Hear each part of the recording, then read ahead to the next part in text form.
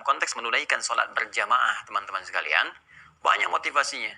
Ya, dalam Al-Quran langsung disebutkan bentuknya jama', yuqimun, mereka. Ketika menunjuk pada mereka menunaikan, ini menunjukkan motivasi menunaikannya dengan berjamaah. Apa keutamaan berjamaah itu? Banyak sekali. Di antaranya kita dapati misal di hadis riwayat Al-Bukhari. Ini kitab sahihnya, Sahih Al-Bukhari, teman-teman sekalian, di Kitabul Adzan. Ya, Kitabul Adzan di sini di halaman 112. Insyaallah ya. Kitabul Adzan halaman 112 tentang keutamaan, ya, tentang keutamaan sholat berjamaah. Ini supaya kita termotivasi. Ya, di bab yang ke-30 ya. Bab fadli salatil jamaati. Langsung ya, bab tentang keutamaan sholat jamaah. Jadi kalau kita mengetahui bab ini, teman-teman bisa tuliskan. Ya, di pintu rumahnya, kemudian di pintu kamarnya, bisa disalin hadis ini, atau nanti di tempat-tempat Anda beraktivitas, ya, di mobil, di dashboard bisa tuliskan di situ. Kemudian di buku Anda atau di handphone bikin status di situ, ya, di bagian wallpapernya Anda tuliskan. Jadi kalau Anda lihat di situ, begitu dekat waktu sholat Anda akan siapkan. Itu diantara cara untuk memotivasi diri. Baik, bismillahirrahmanirrahim. Baik, nomor hadis ke-645 ya, bab ke-30, bab fadli salatil jama'ati. Haddatsana Abdullah bin Yusuf qala akhbarana Malik an Nafi' an Abdullah bin Umar anna Rasulullah sallallahu alaihi wasallam qala ya salatul jama'ati tafdhulu salatal fadhi bi 27 darajah. Ya, ini yang sering kali kita dapatkan hadisnya, kalimatnya dengan redaksi yang lain, esensi yang serupa. Namun demikian penting kita hadirkan. Hadisnya dari Ibnu Umar radhiyallahu taala anhuma, ya, bahwa Rasulullah SAW pernah bersabda, salatul jamaati, salat berjamaah itu tafdhulu salatul fardhi, mengungguli. Ya, kalau di redaksi lain afdhalu kan, ya, lebih utama, di sini mengungguli. Tafdhulu salatul fardhi, mengungguli salat yang ditunaikan dengan sendirian, bisa 27 darajah, dengan 27 tingkatan keutamaan. Saya pernah sampaikan, keutamaan ini jangan diukur dengan 1, 2, 3, 4, 5 dan seterusnya, tidak ya. Yang hitungan mesti kita pertimbangkan, nanti di hadis lain ada padanannya, 1 keduanya bisa 500 tahun, 2 ketiganya bisa 500 tahun, demikian seterusnya ya. Nah, nanti ini konteksnya berjamaah ya. Biasanya secara umum kalau berjamaah itu dalam konteks penunaian di masjid ya. Kalaupun tak mampu kita ke masjid, maka ambil keumumannya dengan penunaian berjamaah. Ya, misal beberapa kalangan akhwat misalnya nggak memungkinkan untuk ke masjid, dia sholat di rumah. Alih-alih dia sendirian, dia bisa ajak anaknya yang perempuan atau asisten rumah tangganya. Ya sayang, dibandingkan di rumah misalnya ada 3 tempat atau 3 ruangan, 4 ruangan, masing-masing sholat sendirian, kenapa nggak kumpul satu tempat? Ya. Nah, ketika kumpul itu mendapatkan 27 pahala daripada sendirian dapat 1. Ya kan? Hitungan 1 gitu kan. 1 tentunya dikalikan pahala 10, kalau dikalikan standar ya seperti itu. Tapi kalau dia berjamaah dapat lebih luas lagi.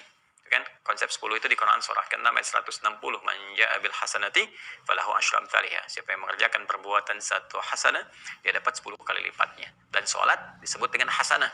Ya, di Quran surah ke-11 Hud ayat 114. Ya, innal hasanati yudhibna sayyi'at. Aqimis salata tarafayn nahar wa zulafan minal lail innal hasanati. Ya, dan salat disebut dengan hasanat. Itu akan menggugurkan, menghapuskan ya keburukan-keburukan, dosa-dosa kecil, sepanjang bukan dosa besar yang harus ditobati dengan sempurna. Nah, jadi ini dalilnya teman-teman sekalian, termasuk nanti ada yang ke masjid, ya, baru ke masjid dan dapat 25. Ya, apalagi dengan menaikkan jamaahnya. Nah, ini misalnya pada hadis berikutnya, nomor hadis 647, ya, masih di kitab yang sama, Kitabul Adzan, bab yang ke-30, bab fadli salatil jamaah. Kita bacakan ya. Bismillahirrahmanirrahim. Qala haddatsana Musa bin Ismail qala haddatsana Abdul Wahid qala haddatsana Al-A'mash qala sami'tu Aba Salih yaqulu sami'tu Aba Hurairah yaqulu radhiyallahu ta'ala anhu qala Rasulullah sallallahu alaihi wasallam ya salatul rajuli fil jama'ati, ya Rasulullah SAW pernah bersabda, salat seseorang fil jama'ati, dalam berjamaah, ya tada'afu ala salatihi fi baitihi, ya akan dilipat gandakan lebih banyak pahalanya dibandingkan salat yang dia tunaikan di rumahnya, wa fi suqihi, ataupun di pasarnya. Ya, jadi aktivitas di zaman Nabi SAW itu banyak yang berdagang ya. Seperti sekarang kan kita saksikan kalau pergi ke Al-Madinah, Al-Munawwarah, atau di Mekah, Al-Mukarramah, banyak pedagang-pedagang kan sekitarannya itu. Nah, ini biasanya kalau dekat-dekat waktu sholat, alih-alih mereka pergi ke masjid padahal dekat kan, nah, mereka lebih memilih menghamparkan sejadah di tokonya. Di tokonya, di wilayah pasarnya, atau di supermarketnya gitu kan. Nah, sama persis dengan kondisi begini, teman-teman yang misalnya ada supermarket besar ya, terus Anda misalnya punya toko ya, atau punya lapak tertentu misalnya, terus di dalam supermarket itu, nah kan tiba waktu sholat tuh, Ya, kalau Anda bisa menunaikan di masjid, biasanya kan di mall itu ada masjidnya ya, masjid tertentu gitu kan, atau ada musallanya, ya minimal masjidnya lah ada di situ. Nah, kalau Anda bisa ke masjid, alih-alih Anda menghamparkan sejadah di toko Anda atau di dalam ruangan Anda tersendiri, nah ini beda pahalanya jauh sekali. Jauh sekali, padahal mungkin Anda cuma turun satu lantai atau bahkan sampingan dekat ke situ gitu kan. Nah, ini luar biasa gitu apa yang bisa didapatkan. Yuk mari kita lihat. Wa fi suqihi 25 dhi'fa. Ya, pertama dia akan dapat 25 kali lipat dulu. Jadi begitu dia melangkah ya ke masjidnya dan dia tunaikan nanti sholatnya di dalamnya untuk mengikuti jamaah, dia udah dapat 25 kebaikan. Ya udah mendapatkan 25 kebaikan. Jadi lebih dibandingkan dia bertahan sendirian. Wa dzalika annahu idza tawaddaa fa ahsana al-wudhu. Dan ini hanya bisa diraih, hati-hati ya. Ini hanya bisa diraih, jadi nggak semua orang yang menunaikan sholat berjamaah ke masjid itu kan, dia mendapatkan langsung 25 kebaikan. Ya, lalu tambah dengan pahala sholatnya, zikirnya dan sebagainya. Belum tentu dapat tuh. Jika dia memenuhi kualifikasi berikut.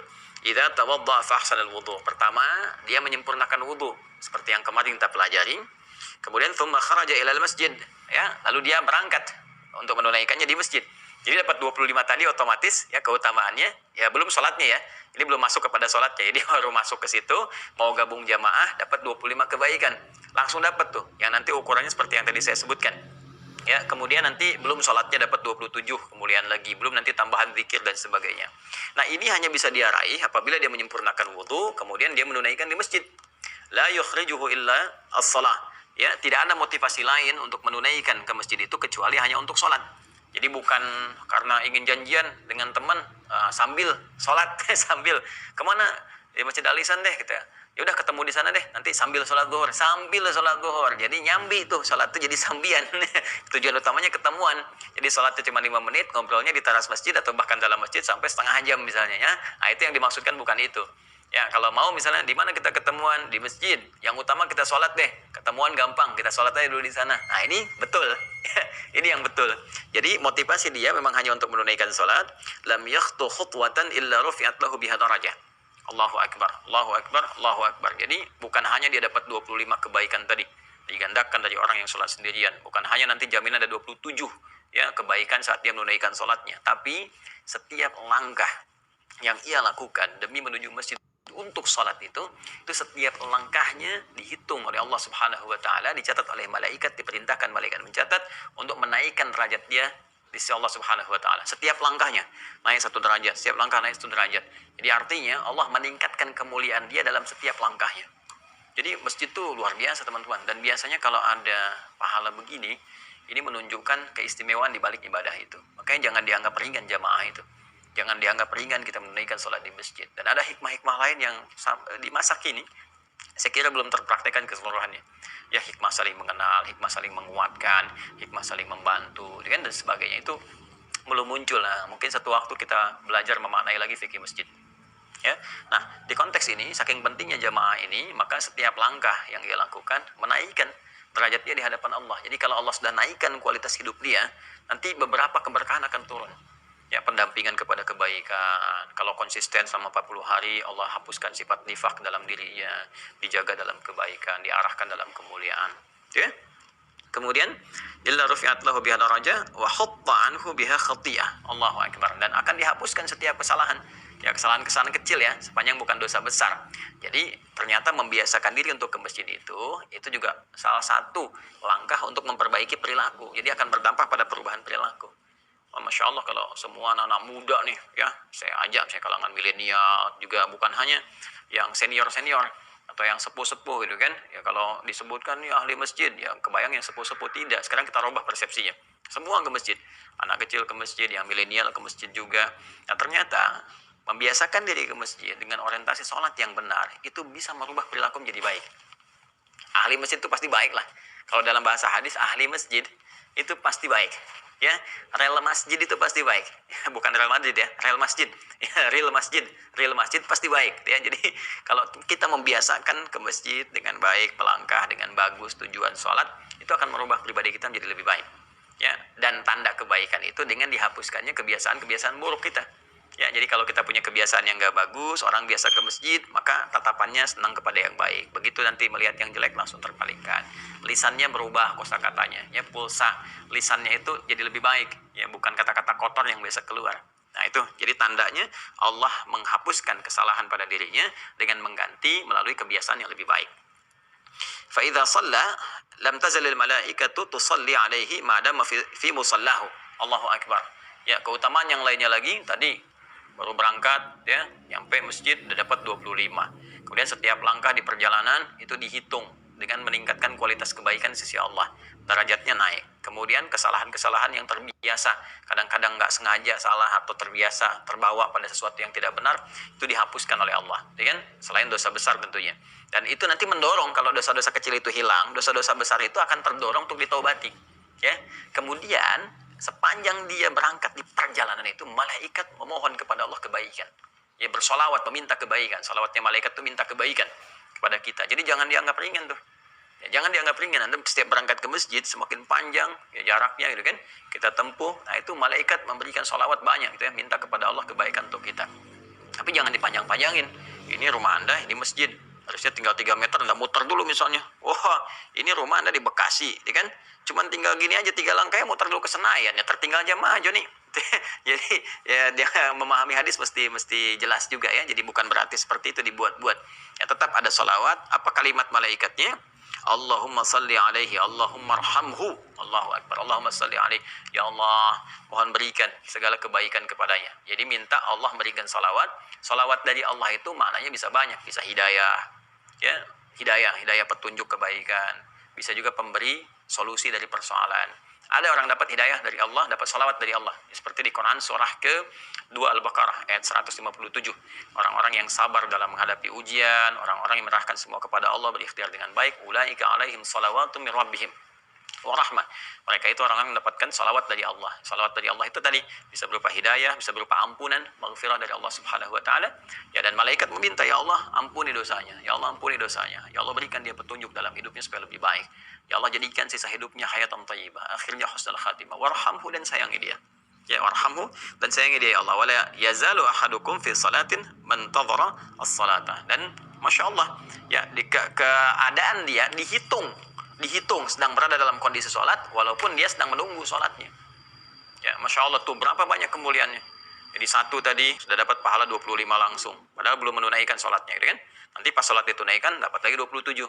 Kemudian yang kedua, setiap langkahnya menaikkan derajat di sisi Allah. Ketiga, menghapuskan kesalahan-kesalahan dia, mengganti kebiasaan lebih baik. Keempat, dia mendapat sholawat dari malaikat, meminta kepada Allah mengampuni dosanya, memberi dia hidayah, kemudian juga menyayangi dia.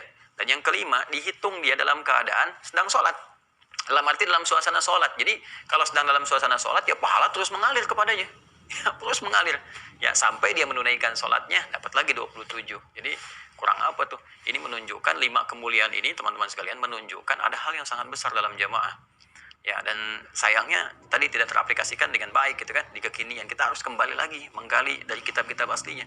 Ya, referensi sumbernya. Jadi belajar Islamnya mesti benar, kita mesti ngaji lagi gitu. Ngaji lagi, pahami dan amalkan. Jadi jangan sampai hadis-hadis ini jadi penguasaan hafalan saja. Lomba-lomba hafalan hadis, lomba-lomba hafalan Quran, tapi maknanya kita terjemahkan. Ya berpahala, bagus ada, cuma implementasinya nggak nampak nantinya. Kenikmatan beragama itu nggak terasakan gitu kan. Karena itu pentingnya kita menunaikan sholat dengan baik dan motivasi jamaah untuk menata kita lebih mulia.